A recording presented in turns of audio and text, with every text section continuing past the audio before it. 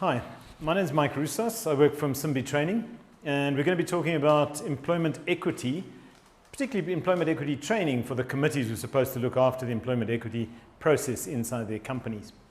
So the course basically gives an overview of what's expected of the employment equity process inside a company.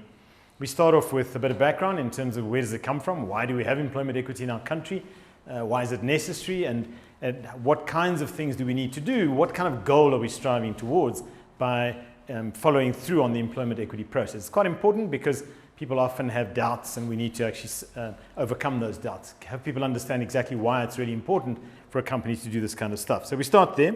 We then go into the legislation itself and some of the codes of good practice that do exist.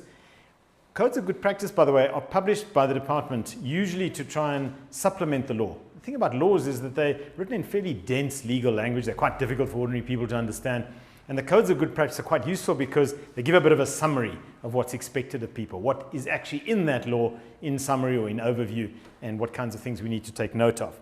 So we look at the different codes of good practice. We touch on things like the one that talks about the committees themselves. There are a bunch of different codes of practice that are contained as an adjunct to the Employment Equity Act. Then we talk about how you implement the employment equity process inside the company.